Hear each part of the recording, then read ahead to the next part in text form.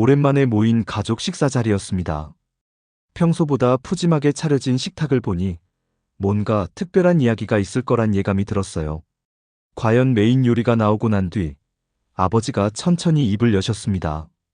이제 나이도 70이 넘었고 슬슬 정리할 때가 된 것 같다. 아버지의 목소리에는 세월의 무게가 실려 있었어요.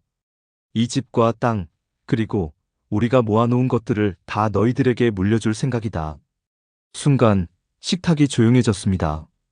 형과 저는 서로 눈을 마주쳤고 어머니는 조용히 고개를 끄덕이고 계셨어요.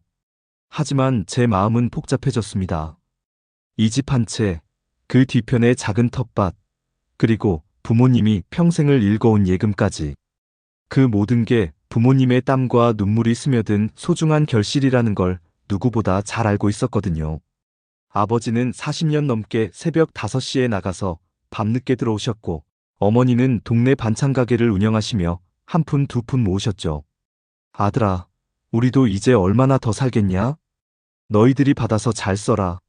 아버지의 말씀에 형은 즉시 아버지, 정말 고맙습니다. 잘 관리하겠습니다. 라고 답했어요. 그런데 저는 선뜻 대답이 나오지 않았습니다. 형이 제 표정을 보더니 눈살을 찌푸렸어요. 야, 너도 뭔가 말해야지. 부모님이 이런 말씀을 하시는데. 형의 목소리에는 불만이 섞여 있었어요. 사실 형은 예전부터 부모님 재산에 대해 관심이 많았거든요. 결혼하고 아이들 교육비며 집값이며 부담스러워하던 터였죠. 형, 잠깐만요. 저는 조심스럽게 말을 꺼냈어요. 부모님 노후가 아직 길게 남아있는데 지금 다 받는 게 맞나요? 그 순간 형의 얼굴이 변했어요. 뭔 소리야? 부모님이 주신다는데 고마워해야지. 왜 딴소리를 해? 그게 아니라 두 분이 편안한 노후를 보내셔야 하는데 재산을 미리 넘겨받으면. 제 말을 듣던 형이 버럭 소리쳤어요. 야, 너 지금 뭐 하는 거야? 부모님 앞에서 이런 식으로 나오면 어떡해? 식탁 분위기가 급격히 싸늘해졌습니다. 아버지의 표정도 굳어지시고 어머니는 당황하신 채로 우리를 번갈아 바라보셨어요. 형과 제 사이에는 30년 넘게 쌓여온 서로 다른 가치관의 벽이 그 순간 드러나고 있었습니다. 형과의 언성이 높아지는 것을 보신 아버지가 손을 들어 제지하셨어요. 그만해라, 둘 다. 하지만 이미 어색한 분위기는 걷잡을 수 없었죠. 저는 깊은 숨을 들이마시고 정중하게 말씀드렸습니다. 아버지, 어머니 정말 죄송하지만 저는 괜찮습니다. 제 목소리는 떨렸지만 확고했어요. 그 재산은 두 분 노후에 쓰시는 게 맞다고 생각합니다. 저희는 충분히 살아갈 수 있어요. 형이 의자에서 벌떡 일어났어요. 야, 너 진짜 미쳤냐? 부모님이 평생 모은 걸 주신다는데. 왜 이런 식으로 나와? 형의 얼굴이 빨갛게 달아올라 있었어요. 너 혼자 성인군자인 척하지 마라. 나는 애들 교육비에 대출금에 정말 힘들거든. 형, 그래서 더 이상하잖아요. 저도 목소리가 커졌어요. 우리가 어려우니까 부모님 노후 자금까지 받겠다는 거예요? 그게 맞는 건가요? 순간 어머니가 눈물을 글썽이며 말씀하셨어요. 얘들아, 엄마 아빠가 살아있을 때 너희들 좀 도와주고 싶어서 하는 말인데. 그 말씀에 제 가슴이 찢어질 것 같았어요. 제 말은 정말 진심이었습니다. 지금 당장 돈이 아쉬운 것도 아니고 부모님께서 조금이라도 여유롭게 사시길 바라는 마음뿐이었거든요. 하지만 부모님의 표정은 점점 굳어갔어요.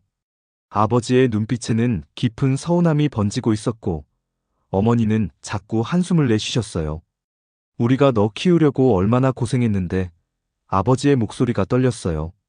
밤낮으로 일해서 너희 대학까지 보내고 이제 우리 손에 남은 게 이것뿐인데 이것마저 마다하냐?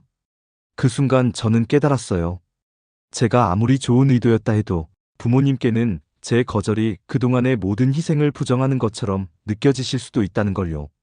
아버지의 마지막 말씀 이후 식탁에는 무거운 침묵이 흘렀습니다. 숟가락과 젓가락이 그릇에 부딪히는 소리만이 크게 들렸어요. 평소 화기애애했던 가족 식사 시간이 이렇게 어색할 줄 몰랐습니다. 형은 계속 제 쪽을 째려보며 한숨을 내쉬었고 저는 고개를 숙인 채 밥알만 집작거렸어요. 그 침묵을 깨뜨린 건 아버지였습니다. 네가 은혜도 모르는 놈이구나. 목소리는 낮았지만 무게감이 있었어요. 우리가 너 키우려고 평생 고생했는데 이걸 마다해? 순간 제 가슴이 철렁 내려앉았습니다. 아버지의 입에서 은혜도 모르는 놈이라는 말을 들을 줄 몰랐거든요. 어머니도 눈물을 훔치며 말씀하셨어요. 우리가 뭘 잘못했나 싶어서. 자식이 부모 마음도 모르니. 어머니, 그런 게 아니에요. 저는 급하게 해명하려 했지만 이미 늦었어요. 형이 냉소적으로 웃으며 말했거든요. 야, 너 정말 대단하다.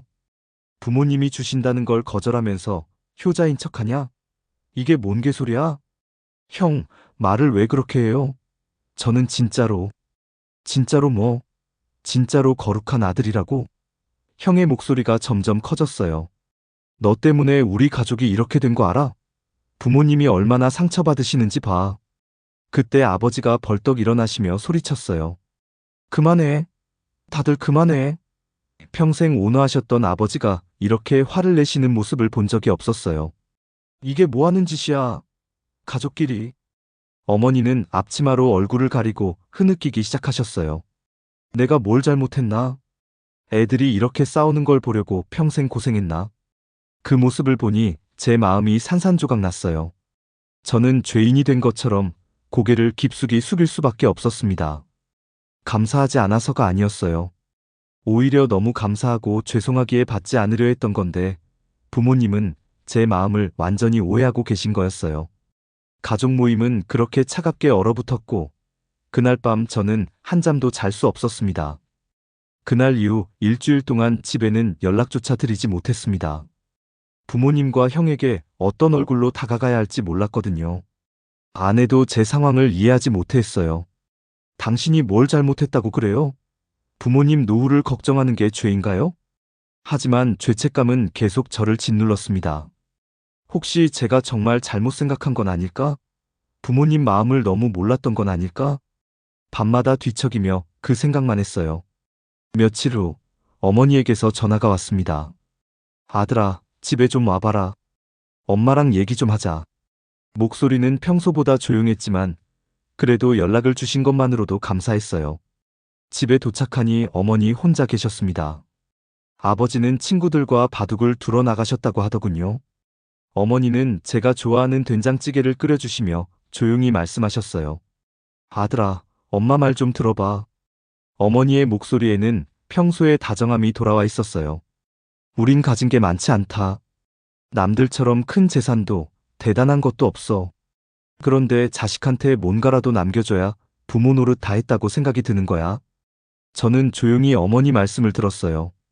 네가 안 받겠다고 하니까 우리가 헛살았나 싶은 생각이 들어서 서운했던 거야. 아빠도 마찬가지고. 어머니가 제 손을 잡으며 계속 말씀하셨어요. 우리가 줄 수 있는 건 이것뿐인데 이것마저 필요 없다고 하니까 마음이 아팠어. 그제야 깨달았습니다. 부모님에게 재산은 단순한 돈이 아니었어요. 그것은 사랑을 전하는 방식이자 평생의 수고를 증명하는 상징이었던 거예요. 제가 거절한 건 돈이 아니라 부모님의 마음 전체였던 거죠.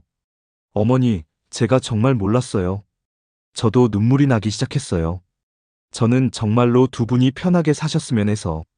알아. 우리도 내 마음 안다. 그런데 자식아, 부모 마음이라는 게 그런 거야. 내 것 아껴서 너희 주고 싶은 게 부모 마음이야. 어머니와의 대화 이후 저는 완전히 다른 관점으로 이 상황을 바라보게 되었습니다.